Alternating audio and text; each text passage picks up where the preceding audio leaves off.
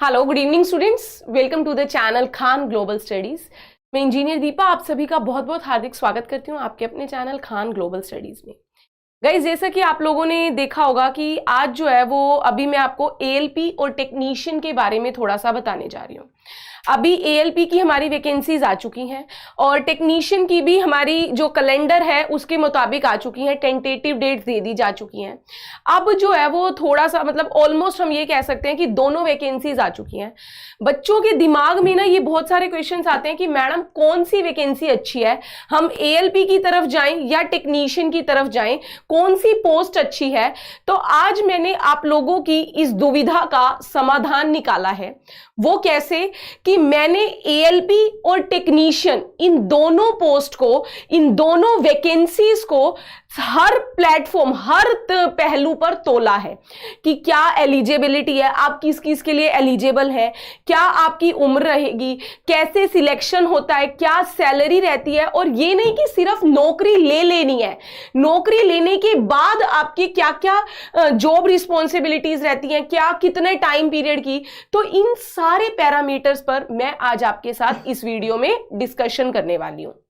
ठीक है भाई, तो एक एक करके मैं सारे पॉइंट्स आपके साथ, ये सब पॉइंट्स के बारे में मैं आपसे डिटेल में स्टडी करेंगे। हम एलिजिबिलिटी क्या क्या है जो मैंने अभी बताई, एज, सिलेक्शन प्रोसेस, सैलरीज, सबके बारे में बताएंगे। फिर आप लोग ये सारे पॉइंट्स सुनने के बाद आप लोग खुद फैसला कर पाएंगे कि हम मैडम एएलपी पे जाएं या मैडम हम टेक्नीशियन पे जाएं, कौन सी हमारे लिए अच्छी है। ठीक है, देखिए सबसे पहला जो हमारा मोस्ट इंपॉर्टेंट पैरामीटर आता है बच्चे, क्या है? एलिजिबिलिटी। आखिर सबसे पहले तो ये पता चले कि मैडम हम किसके लिए योग्य हैं, क्या हम एएलपी असिस्टेंट लोको पायलट के लिए या हम टेक्नीशियन के लिए योग्य हैं। तो हमारी क्या क्या योग्यता होनी चाहिए। तो सबसे पहले यहां पर जब बात आई एलिजिबिलिटी की, तो यहां पर देखो मैंने यहां पे आपको दिखाया भी है, एएलपी में हमने क्या करना है भाई, ट्रेन चलानी है। और भाई लड़कियां भी आजकल किसी भी फील्ड में कम नहीं है, देख लो, इसीलिए मैंने यहां पर क्या दिखाया कि लड़की ट्रेन चला रही है। टेक्नीशियन का काम क्या होता है भाई, यदि कोई तकनीकी खराबी आ जाती है, ट्रेन के चलने से पहले इंजन की जांच करना, उसमें कोई भी समस्या है या समस्या नहीं भी है, तब भी वही टेक्नीशियन इंश्योर करता है जी हाँ सब कुछ ठीक है, तब ट्रेन आपके प्लेटफॉर्म से आगे बढ़ती है और चलेगी वो। ठीक है, तो दोनों का काम आपको मोटा मोटा समझ में आया। अब बात है कि मैडम हम यहां और यहां जा कैसे सकते हैं। बहुत से बच्चों को एएलपी के रिगार्डिंग कंफ्यूजन रहती है, मैडम मैंने आईटीआई किया है, मैडम मैंने डिप्लोमा किया है, मैडम मैंने डिग्री की है, मैं जाऊं ना जाऊं, 12th वाले कहां जाएंगे, 10th वाले क्या होगा। तो बच्चा सबसे मोस्ट इंपॉर्टेंट पैरामीटर जो है वो आपका है एलिजिबिलिटी का। सबसे पहले अगर मैं बात करूं तो आपको एएलपी बनने के लिए, असिस्टेंट लोको पायलट बनने के लिए अपने रेलवे में आपके पास एक तो 10th प्लस आईटीआई ये मैंडेटरी है। 10th प्लस में आईटीआई ये आपकी मैंडेटरी है। आईटीआई आपने करी हो किसी भी फील्ड से, चाहे आपकी instrumentation, electronic mechanic, wireman, electrician, diesel machinist, fitter, जितनी भी बहुत सारी आपकी ट्रेड्स हैं, जिस भी ट्रेड से आपने किया, लगभग सारी ट्रेड्स इसके अंदर कवर अप होती हैं। ठीक है, अब बात आई मैडम डिप्लोमा वाले, क्या हम एलिजिबल हैं या नहीं। सिर्फ डिप्लोमा है बच्चे तो भी आप एलिजिबल हैं। जी हां, दूसरे कौन से कैंडिडेट, ओनली डिप्लोमा। क्योंकि बहुत से बच्चों में ये र्यूमर है कि मैडम आईटीआई और डिप्लोमा एलिजिबल है। नहीं बच्चे, सिर्फ डिप्लोमा है आपका, आईटीआई नहीं है। 10वीं पास करके आपने 3 साल का डिप्लोमा किया है, तब भी आप एएलपी के लिए एलिजिबल हैं, भरिए। ठीक है, अच्छा, ये तो एलिजिबिलिटी की बात रही। ओके मैडम, अब टेक्नीशियन में कौन कौन अलाउड है। टेक्नीशियन की अगर मैं बात करूं, नो डाउट टेक्नीशियन में भी सबसे ज्यादा, सबसे पहले तो भाई हमारे आईटीआई वाले बाजी मारते हैं। ओनली आईटीआई, गो हेड। सिर्फ आईटीआई है तो दोनों में जा सकते हो भाई, मजे मजे हैं। दूसरा, अगर आपके पास बात आई डिप्लोमा डिग्री, बेटा खाली डिप्लोमा खाली डिग्री नहीं, आईटीआई प्लस डिप्लोमा है तो आप एलिजिबल हैं। ऐसे ही आपके पास आईटीआई प्लस डिग्री है तो आप एलिजिबल हैं। अब बात आई मैडम 12वीं वाले कहां जाएंगे। घबराना नहीं है बच्चे, यहां पर 12वीं वालों को भी यहां पर प्राथमिकता दी गई है, लेकिन 12th याद रखिएगा, जिनके पास फिजिक्स और मैथ रहेगा, फिजिक्स और क्या रहेगा, मैथ। एक चीज सुनिएगा, ये बहुत इंपॉर्टेंट पॉइंट है जो आपको बहुत डाउट में डालता है और आधे बच्चे तो रेस से इसकी वजह से भी बाहर होते हैं। वो ये कि बच्चे फिजिक्स और मैथ मैंडेटरी है, बच्चों को लगता है कि मैडम पीसीएम वाले मैंडेटरी है, सिर्फ पीसीएम नहीं बच्चे, फिजिक्स मैथ और साथ में अगर आपके पास बायो थी तो भी आप एलिजिबल हैं, क्योंकि टेक्नीशियन की अगर आपने देखा हो तो जो भी सिलेक्शन प्रोसेस है उसमें उसने साफ साफ लिखा है एलिजिबिलिटी में कि फिजिक्स प्लस मैथ से अगर आपकी 12वीं है तो आप एलिजिबल हैं, भरिए फॉर्म, कोई नहीं रोक सकता तुम्हें। इसीलिए यहां हम कह देते हैं कई बारी पीसीएम, ठीक है, याद रखिएगा भाई, फिजिक्स और मैथ आपके लिए मैंडेटरी है। ये एक पहला पैरामीटर क्लियर हुआ सभी को। इसके बाद नेक्स्ट आ जाते हैं कि भाई और किस बिहाफ पे ये डिफरेंशिएट करता है। दूसरा आता है आपका एज, उम्र। उम्र कितनी कितनी चाहिए भाई, एज पैरामीटर क्या है। जब एज की बात आती है तो यहां पर हालांकि पहले एएलपी और टेक्नीशियन की बात करूं, एएलपी की क्योंकि भर्ती आ चुकी है तो एज में रिलैक्सेशन दिया गया है इस बार 2024 में, और इसके मुताबिक आपको बताऊं जो जिन विद्यार्थियों की उम्र 18 से 33 साल है, मैं यहां पर जनरल की बात कर रही हूं भाई, यू आर अनरिजर्व्ड कैटेगरी, अनारक्षित जाति की बात कर रही हूं, जनरल सामान्य वर्ग की बात कर रही हूं, 18 से 33 साल की आपकी उम्र अगर है तो आप भरिए। लेकिन वहीं अगर हम बात करें टेक्नीशियन की तो उनके लिए अभी 28 साल तक की उम्र है। हो सकता है 2024 की जो नई रिक्रूटमेंट अभी आएगी पूरी डिटेल इंफॉर्मेशन उसमें बढ़ जाए, लेकिन अभी जो है वो 18 से 28 साल तक की आपकी उम्र है कि आप भर सकती हैं, ठीक है।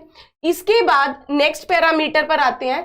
हमारा नेक्स्ट क्या कहते हैं कि सिलेक्शन प्रोसेस, कैसे आपको इस पोस्ट पे आपकी नौकरी पक्की होगी, क्या क्या किन किन चरणों से आपको निकलना होगा, वो बात आती है। सबसे पहले अगर मैं बात करूं हमारे भाई एएलपी की, असिस्टेंट लोको पायलट की भर्ती की, तो इसमें भाई 5 स्तर हैं। जी हां, ये आपका 5 स्टेज प्रोसेस है, इसमें आपके 5 चरण हैं बच्चे, ठीक। और जबकि मैं टेक्नीशियन की बात करूं इसमें 4 स्तर हैं, एक कम हो जाता है भाई इसमें क्या आते हैं, 4 चरण हैं भाई आपके, 4 स्तरों पर आपको परखा जाएगा। कौन कौन से, सबसे पहला इसमें जो आता है वो है आपका सीबीटी 1, ठीक। दूसरा आता है सीबीटी 2, दूसरा कौन सा भाई, सीबीटी 2। सीबीटी 1 का मतलब है computer based test, computer based test. इसमें आपके आपके जितने भी reasoning, math, general aptitude, general GK, general science, ये सब आपका आएगा, ठीक है, ओके। यही यहां पर भी है भाई, समानताएं भी देखिएगा दोनों में और अंतर भी देखिएगा, सिमिलैरिटी और डिफरेंसेस दोनों की बात करूंगी। सीबीटी 1 सीबीटी 2 दोनों में है, जी हाँ दोनों में है भाई, ठीक है। अच्छा, दोनों में जी हाँ पेपर भी सेम लेवल का रहेगा। ये अब एक चीज देखिएगा, क्या होता है जब आपने सीबीटी 1 क्वालिफाई कर दिया तो 15 गुना, जी हाँ, जितने आपके पोस्ट वैकेंसीज निकली हैं, जितने पद आपके थे उसके 15 गुना विद्यार्थी सीबीटी 2 के लिए बुलाए जाते हैं। यानी कि अभी भी कंपटीशन तगड़ा है, या एक नौकरी के लिए 15 बच्चे लड़ाई करेंगे, 15 बच्चे फाइट करते हैं, ये देख लीजिएगा। तो यहां पर कितने गुना आएंगे भाई, 15 गुना आएंगे, ठीक। इसके बाद जो तीसरा स्तर है ना, वो सिर्फ एएलपी वालों के लिए है, टेक्नीशियन वालों के लिए नहीं है। वो क्या है भाई, ये है आपका सीबीएटी, जिसे आप साइको के नाम से जानते हैं।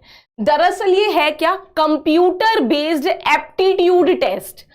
कंप्यूटर बेस्ड एप्टीट्यूड टेस्ट, जिसे हम किस नाम से भाई, आप साइको के नाम से भी जानते हैं, जिसमें आप अपनी रीजनिंग को अलग ही स्तर पर, आपका दिमाग कैसे काम कर रहा है, किसी आपको जैसे कोई विजुअल दिखाया जाता है उस पर आप कैसे एक्ट करते हैं, क्या आपके दिमाग में उसकी इमेज क्रिएट हुई, ये सब आपका इस साइको के अंदर होता है। और आपको बताऊं, बहुत से बच्चे, जी हां बहुत से बच्चे यहां पर भी पिछड़ जाते हैं। सीबीटी 2 में बैठे थे 15 गुना, अब एएलपी में उसका हो जाते हैं थर्ड स्टेज पर आते आते 8 गुना। जी हां, बिल्कुल हाफ कर देता है। 15 गुना से यहां पर बच्चे बैठेंगे मात्र कितने, 8 गुना। ठीक है बच्चे, ओके, ये स्टेज याद रखिएगा यहां नहीं है। फिर इसके बाद यहां पर चौथी स्टेज आती है जो आपको देनी है भाई, वो है आपका डॉक्यूमेंट वेरिफिकेशन। डीवी के लिए आप जाएंगे, कई बच्चे यहां पर भी छटते हैं। जी हां, डॉक्यूमेंट वेरिफिकेशन। फिर फिफ्थ स्टेज आती है आपकी यहां पर भाई मेडिकल टेस्ट, मेडिकल जिसे आप कहते हैं। यहां पर अगर मैं बात करूं, तीसरा डीवी और चौथी जो स्टेज जाएगी वो आपकी जाएगी मेडिकल स्टैंडर्ड्स की। या और एक चीज सुनना, मेडिकल आपको लगेगी हाँ हम तो देखने में मैडम हाइट वेट फिट है तो भाई मेरा तो हो गया। डीवी से निकलने के बाद बच्चे बहुत रिलैक्स हो जाते हैं कि मैडम अब अपनी नौकरी पक्की, लेकिन ऐसा नहीं है बच्चों। मेडिकल में बहुत से बच्चे अटकते हैं कि कई बार आपके आई साइट पर फर्क पड़ता है। जी हाँ, 6/6 की कई सारे आपके मेडिकल पैरामीटर्स रहते हैं जिन पर आपको जज किया जाता है। A1 यानी कि आपकी आंखें 6/6 की होनी चाहिए, कोई चश्मा नहीं लगा होना चाहिए। जी हां, एएलपी के लिए ये सबसे मैंडेटरी है, चाहे आपकी हाइट वेट सब ठीक भी है, यदि आपको चश्मा लगा हुआ है, आपको स्पेक्स लगे हुए हैं तो आप अलाउड नहीं होंगे। याद रखिएगा, चश्मा नहीं लगा हुआ तो गो विद दिस टेक्नीशियन। यहां पर थोड़ी सी आपको चश्मा लगा हुआ है नहीं लगा हुआ है दोनों अलाउड है, लेकिन इसमें चश्मा लगा हुआ है तो आपको नहीं लेगा, मैं पहले ही बता दूं। अपनी मेहनत बर्बाद मत कीजिएगा, ठीक है। अच्छा, फिर इसके बाद अगर हम बात करें, नेक्स्ट जो हमारा पैरामीटर आता है मोस्ट इंपॉर्टेंट मैडम, सैलरी, तनख्वाह कितनी मिलती है ये बताइए। मुद्दे का काम तो यही है, अरे नौकरी कर किसके लिए रहे हैं, इसीलिए। तो तनख्वाह की जब बात आती है तो हम बात करें, देखो एक ये बहुत बड़ा पॉइंट है, बहुत बड़ा पैरामीटर है जिस पर एएलपी बहुत आगे रहता है टेक्नीशियन से। जी हां, एएलपी की अगर मैं आपकी सैलरी की यहां पर बात करूं तो दिल खुश करने वाली सैलरी आपकी लगभग ये तनख्वाह जाती है 35,000 से लेकर 50,000 के बीच में। जी हां, 35,000 से 50,000। अब कैसे डिसाइड होती है मैडम, ये निर्भर करता है आपके किलोमीटर्स पर, कि आपको लोकल ट्रेन चलाने को मिल रही है या आपकी, जैसे ही आपका प्रोहिबिशन पीरियड खत्म होगा ना, ट्रेनिंग पीरियड, जैसे ही आप ट्रेनिंग पूरी करके जाते हैं तो आपका यहां पर जो तनख्वाह जो बनती है इस रेंज के अंदर बनती है। बहुत एक सिग्निफिकेंट अमाउंट है, अच्छा अमाउंट है, 35,000 से 50,000 के बीच। आप कितने किलोमीटर तक की गाड़ी को आपको मिल रही है वो आपका निर्भर करेगी तनख्वाह, ठीक है, कि कितने आपके शॉर्ट डिस्टेंस लॉन्ग डिस्टेंस। अब बच्चे बोले मैडम ये कैसे डिसाइड होगा कि शॉर्ट कम दूरी की है ज्यादा दूरी की। बेटा वो तुम्हारे ट्रेनिंग में कई सारे टेस्ट होते हैं, उन पर निर्भर करेगा, ठीक है। आप कितने अच्छे मार्क्स स्कोर करते हैं, कितना आप उसमें कितने अटेंटिव हैं, आपके जो ट्रेनर होंगे वो डिसाइड करते हैं, ठीक है। ये 35,000 से 50,000 के बीच में आपकी इसकी तनख्वाह रहेगी। अब बात करूं टेक्नीशियन की, इसकी तनख्वाह जो है वो भाई कम है, नो डाउट। 30 से 35,000 की तनख्वाह रहती है इनकी, ठीक है। अब बच्चे कहेंगे मैडम हम तो भागे एएलपी की तरफ, क्योंकि आईटीआई वाले तो दोनों के लिए एएलपी भी है, डिप्लोमा आपके टेक्नीशियन के लिए भी है, लेकिन अब तो बोलेंगे मैडम हम तो बस पक्का यहीं जाएंगे एएलपी। बिल्कुल अच्छी बात है, जाइए जाइए जाइए। मैंने कहा था ये वीडियो लास्ट तक देखिएगा, क्योंकि मैंने अभी यहां पर कुछ और भी बचा कर रखा है। वो क्या है देखिए जरा। सैलरी हो गई, छोटा सा पार्ट था, हो गया डिस्कस। अब इसके बाद आते हैं हमारे कुछ मेडिकल इश्यूज, मेडिकल स्टैंडर्ड। एक मैंने मेडिकल स्टैंडर्ड तो आपको पहले बताया भाई कि क्या इसमें आपको A1 यानी कि अगर आपको चश्मा लगा हुआ है तो नहीं चलेगा भाई, चश्मे वाले कट यहां से भाग जाओ। यहां पर विदाउट और विद स्पेक्स दोनों आते हैं, चश्मा लगा है तो भी चलोगे, नहीं लगा तो बेस्ट ही है टेक्नीशियन में, ठीक है। अब जब बात आई है मेडिकल स्टैंडर्ड्स की तो एक बहुत इंपॉर्टेंट पॉइंट और आपसे डिस्कस करूंगी। मेडिकल यहां पर कंपेयर करने की बात है बहुत जरूरी। दरअसल ALP की नौकरी मैंने जिससे शुरू किया था, नौकरी क्या है भाई, आपको जब आपकी ट्रेनिंग खत्म हो जाती है, जब आपको ट्रेन चलाने को मिलती है, असिस्टेंट लोको पायलट हो चाहे आप लोको पायलट भी बन जाते हैं, यानी कि आपको ट्रेन में बैठना है, ट्रेन चलानी है, एक जगह से दूसरी जगह ट्रेन लेके जानी है। तो बच्चे आप अपनी क्या सोच रहे हो कि आपकी क्या हेल्थ रहेगी, क्या आपके ऊपर असर रहेगा। कई व्यक्ति ऐसे भी हैं जो कई बार स्टेशन पे खड़े होते हैं, ट्रेन चलती है, ट्रेन आ जाती है तो वहां पर भी चक्कर आ जाते हैं। आपको कई घंटे, जी हां कई घंटे लगातार ट्रेन के अंदर बैठे रहना है। अगर मैं बात करूं यहां पर मेडिकल स्टैंडर्ड को आप कैसे चेक करोगे, ALP की नौकरी की अगर मैं बात करूं ना, इनका कोई स्केड्यूल नहीं है। जी हां, इनका कोई स्केड्यूल नहीं है और इनका फिक्स स्केड्यूल है भाई। स्केड्यूल का मतलब क्या होता है कि जिसे आप शेड्यूल कहते हैं। जैसे अगर ALP में क्या है भाई, अगर ट्रेन लेट हो गई, आगे कोई सिग्नल डाउन नहीं मिले तो भाई आप 10 मिनट 15 मिनट आधा घंटा या कोई और समस्या आ गई, कांटा चेंज नहीं हुआ, आप खड़े हो, खड़े रह जाना भाई, ट्रेन नहीं चलेगी। आधा घंटा लेट, 2 घंटे लेट, 4 घंटे लेट, 6 घंटे लेट, आप देखते हो फोग में ट्रेनें 10-10 घंटे लेट, 24-24 घंटे लेट, तो खड़े रहो, तुम्हें रुकना पड़ेगा। इसीलिए कहा कोई स्केड्यूल नहीं है, लेकिन टेक्नीशियन में स्केड्यूल है भाई। अपनी सिंपल 8 से 9 घंटे की ड्यूटी है, 6 से 8 घंटे ड्यूटी करो और अपने घर भाग लो भाई। होम टाउन में मिल गई तो बेस्टेस्ट है भाई, इसमें कोई स्केड्यूल नहीं है, कोई तुम अपनी पढ़ाई नहीं कर सकते, आगे फर्दर कोई स्टडी का टाइम नहीं मिलेगा। तुम सोचो कि बहुत से, क्योंकि विद्यार्थियों का शुरू से यही रहता है कि हम भी उस स्टेज से निकले, तभी बता रही हूं कि एक नौकरी ले ली, चलो भाई आगे और की तैयारी करते रहेंगे, कोई टाइम नहीं मिलेगा, नो स्टडी टाइम, कोई आपको अपने पढ़ने के लिए टाइम नहीं मिलने वाला। और दूसरा, पढ़ने के लिए टाइम छोड़ो, तुम्हारी फिटनेस ही बेकार हो जाएगी यार, हेल्थ इश्यूज आ जाएंगे, तुम्हारा स्वास्थ्य बिगड़ जाएगा। हेल्थ इश्यूज कैसे आ जाएंगे मैडम? बेटा जी तुम 12-12, 14-14 घंटे ट्रेन के अंदर रहोगे, और ये नहीं 1 बार 2 बार 3 बार नहीं, लगातार डेली रूटीन यही है। 12 घंटे ट्रेन में रहने के बाद क्या आपको लगता है कि आप अपने घर या रूम पे जाके आपको लग रहा है कि आप कोई जिम भी कर लोगे, खा पी भी लोगे, सो भी जाओगे, अच्छे से पूरी पढ़ भी लोगे? संभव ही नहीं है भाई। 12 से 14 घंटे की नौकरी करने के बाद इतनी ज्यादा थकान हो जाती है कि आप जाते ही कहोगे कि 8 से 9 घंटे, जी हां 7 से 8 नहीं, 8 से 9 घंटे तो मैडम सोना है। सो के उठोगे, दिन खत्म हो गया भाई, चलो फिर अगली नौकरी की तैयारी करो, खाना पीना नहाना धोना भी करोगे और अगली नौकरी की तैयारी, इतने में आ जाएगा बुलावा तुम्हारे पास, 24 घंटा खत्म तुम्हारा। ये रहती है ALP का एक नुकसान। और दूसरा आपको बताऊं क्या है, 14 घंटे एक चेयर पे बैठे रहना और एक ही काम करते रहना, सिर्फ इस तरीके से बटन दबाते रहना। अभी तो तुम्हें लग रहा है मैडम हम फिट हैं, हम कर लेंगे, 30 की उम्र तक कर भी लोगे, 30, 32, 35 तक भी कर लोगे। 35 की उम्र के बाद घेरेंगी तुम्हें तुम्हारी बीमारियां, BP, शुगर, स्पाइनल कॉर्ड, रीढ़ की हड्डी में, बायो में ये सारी चीजें पढ़ते हो ना, रीढ़ की हड्डी में दर्द, उठने बैठने में समस्याएं, सर्वाइकल, पता नहीं क्या क्या, तो वो यहां पर ज्यादा है। और वही बात अगर मैं टेक्नीशियन की करूं, यहां पे ये समस्याएं कम है, क्योंकि फिक्स शेड्यूल है। तुम अपना 6 से 8 घंटे की नौकरी करके घर पे आ सकते हो, रूम पे आओ या जहां भी आ रहे हो, ठीक है।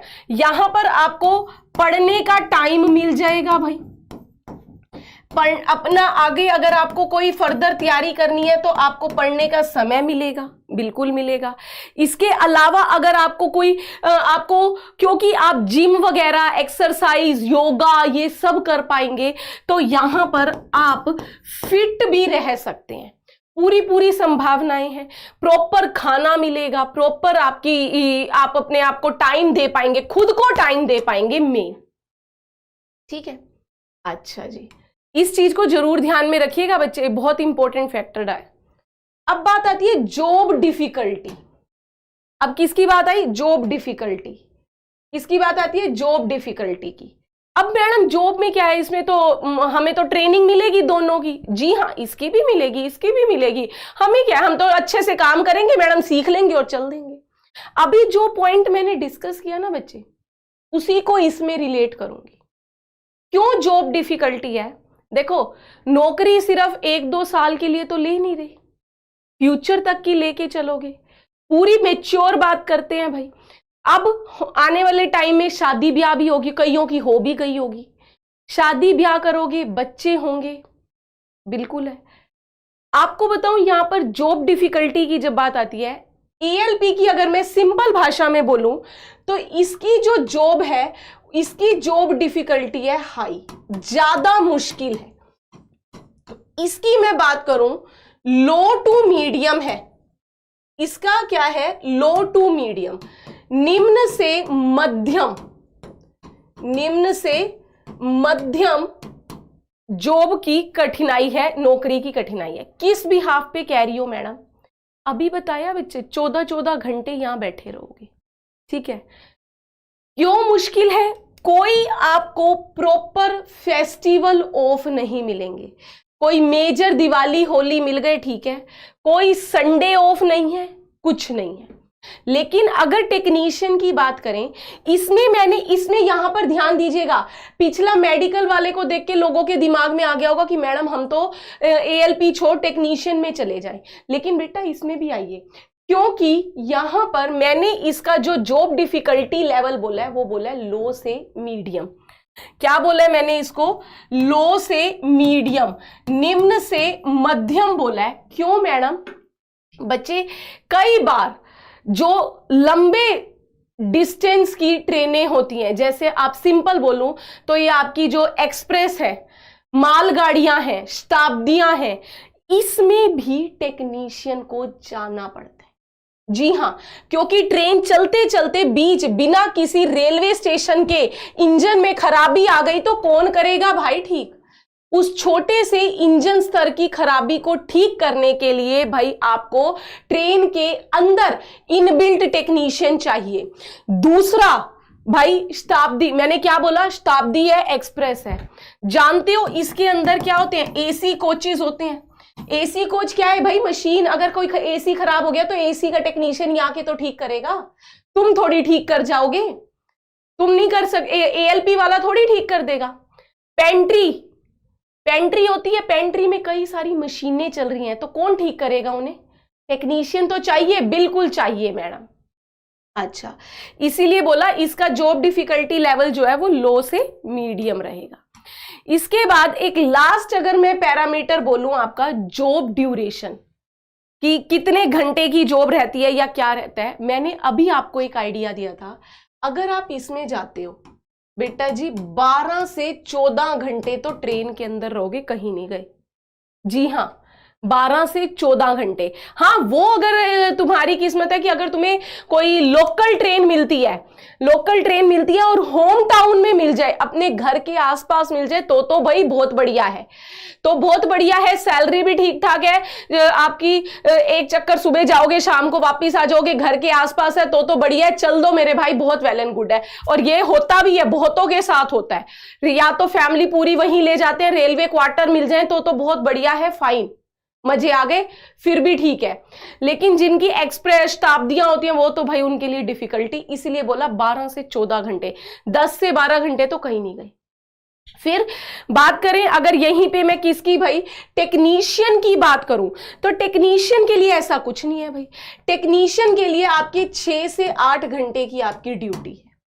फिर मैंने बोला था यहां पर ऑफ, छुट्टियां की अगर मैं बात करूं, हॉलीडे, अगर बच्चे संडे वनडे तो हटा ही दो, जी हां संडे मंडे तो हटा दो, यहां पे तुम्हें मिलेगा संडे मंडे, एएलपी में कुछ नहीं मिलना संडे मंडे तुम्हें, लेकिन यहां पर शनिवार और रविवार, Saturday and Sunday of low, मजे करो, सैटरडे एंड संडे ऑफ लीजिए, मजे कीजिए, छुट्टी मनाइए, ठीक है। सैटरडे ऑफ नहीं भी होता तो ये आपका हाफ डे हो जाता है बहुत बार, ठीक है, हाफ डे हो जाता है तो भी मजे, संडे तो है ही है भाई। अच्छा, फिर बात करें इधर फेस्टिवल ऑफ, फेस्टिवल ऑफ पता है कैसे मिलते हैं, छोटे मोटे फेस्टिवल तो छोड़ दो, जो ये आपके आ गए भाई हल्के फुल्के, कह दो जी मकर संक्रांति है, ना ना ना भूल जाओ। अगर यहां पर आ जाती हूं मैं बड़े त्योहारों की, दिवाली, होली, ईद, ऐसे त्योहारों की बात करूं, पता है कैसे मिलती है, अगर दिवाली पे गए हो तो होली पे नहीं जा पाओगे, होली पे गए हो दिवाली पे नहीं जा पाओगे, इस तरीके से छुट्टी मिलती है। क्योंकि कभी देखा है ट्रेनें रुकती है, बल्कि बल्कि बल्कि बल्कि त्योहारों में तो एक्स्ट्रा ट्रेनें चलती हैं भाई, नवरात्रों में माता रानी पे कटरा पे जाने के लिए स्पेशल ट्रेन चलती है, बिल्कुल चलती है, बहुत सारी ऐसी जगह हैं जहां के लिए एक्स्ट्रा ट्रेनें चलती हैं, तो तुम तो भूल जाओ छुट्टियां मिलेंगी एएलपी वालों को, ठीक। हाँ घर के आसपास हो तो तुम्हारी बल्ले बल्ले है भाई। अच्छा, और एक अभी हमने पॉइंट डिस्कस किया था जॉब डिफिकल्टी की, जो जॉब डिफिकल्टी, जॉब ड्यूरेशन, इनसे संबंधित एक पॉइंट और कहूंगी, आपकी एएलपी में बच्चे अगर आपसे कोई गलती हो जाती है तो हो सकता है आपको रस्टिगेट कर दिया जाए, जी हां, यानी कि आपको आपकी नौकरी से निकाला भी जा सकता है, लेकिन टेक्नीशियन में बहुत बार वार्निंग देके छोड़ा जाता है। मैं ये छोटी मोटी गलती की बात नहीं करी, छोटी मोटी तो यहां पर भी इग्नोर हो जाती है, लेकिन जब कोई बड़े स्तर की गलती हो जाती है तो आपकी नौकरी भी जाती है और फाइन भी लगता है। इसमें नौकरी जाने के चांसेस बहुत ज्यादा हैं, टेक्नीशियन में नौकरी जाने के चांसेस बहुत कम है, ठीक है। तो अब यहां पर क्या हुआ, मैंने सारे पॉइंट आप लोगों के साथ डिस्कस कर दिए। अब बच्चे जैसे एएलपी की बात आई, एएलपी की फॉर्म भर रहे हैं, भरिए, अच्छी बात है, लेकिन इतना, अब बच्चे कहेंगे मैडम आप ये कह रही हो कि हम एएलपी ना लें, हम टेक्नीशियन लें, नहीं, मैं ऐसा कभी भी कतई नहीं कहूंगी। बच्चे एएलपी लीजिए, बिल्कुल लीजिए, लेकिन सारे पॉइंटों को मद्देनजर रखते हुए। आप ये भी ध्यान रखिए, अगर एएलपी भर रहे हो ना तो बच्चे इस बार बहुत अच्छा है कि एएलपी के फॉर्म अलग आए हैं, टेक्नीशियन के अलग आए हैं, तो तुम एएलपी के और टेक्नीशियन दोनों भरो अगर आईटीआई हो, ठीक है, दोनों में कूदिए, लेकिन ये है कि एक नौकरी तो पक्की करनी है भाई, कम बेरोजगार बैठने से अच्छा है कम से कम रोजगार तो ले लें, ठीक है। फिर अगर हमने कुछ नुकसान की बात करिए तो कुछ फायदे भी तो है, तनख्वाह भी तो अच्छी आ रही है भाई, वो तनख्वाह से हम थोड़े से अपने स्वास्थ्य का ध्यान भी रख लेंगे। और अगर सबसे बड़ी बात, तुमने मेहनत अच्छी करी, ट्रेनिंग अच्छी करी, तुम्हारे होम टाउन में जोन अच्छे से सिलेक्ट किया, होम टाउन में घर के आसपास के एरिया में ही नौकरी मिल गई एएलपी, फिर तो भाई बल्ले बल्ले, तनख्वाह भी अच्छी और नौकरी भी घर के पास, हेल्थ इश्यूज भी इतने नहीं होंगे, खाना पीना भी अच्छा हो जाएगा, ठीक है।